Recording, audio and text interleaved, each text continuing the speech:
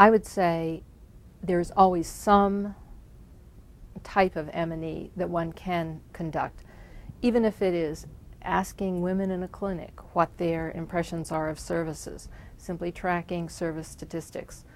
It's not a question of none versus all. It's a question of where along the spectrum you want to invest in M&E, to what extent you want to invest in M&E.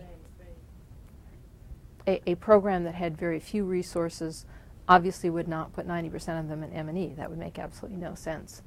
But there is a level that's appropriate to different situations. In terms of advice that I give to program managers in terms of developing an M&E system, I would advise them to see what other people have done. There's been a lot of work conducted. The Measure Evaluation Program was one of the leaders in this area.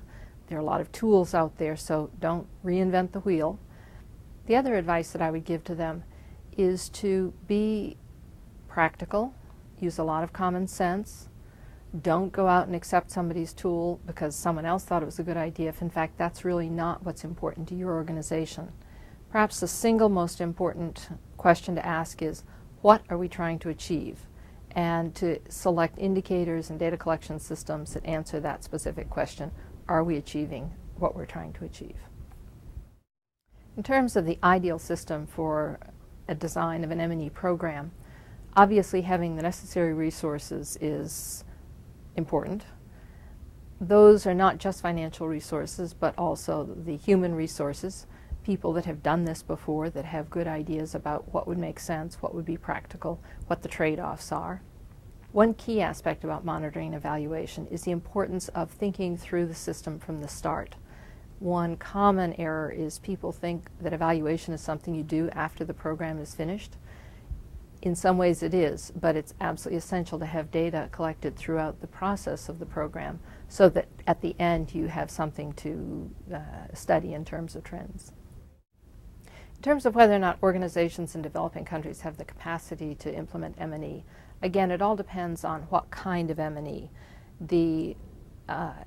On one end of the continuum are these relatively low-cost, low human resource intensive activities which virtually any organization can and should embark in. It's then a question of deciding how far up the continuum of different types, different sophistication, different expense levels one wants to go in terms of what kinds of designs one chooses. In terms of organizations that have done monitoring and evaluation well, let me go back to a pioneer in this area, and this was the Pro Familia in Colombia in the 60s and 1970s. They were way ahead of the competition, and their executive director, Miguel Trias, said at one point, a day without data is like a minute without oxygen.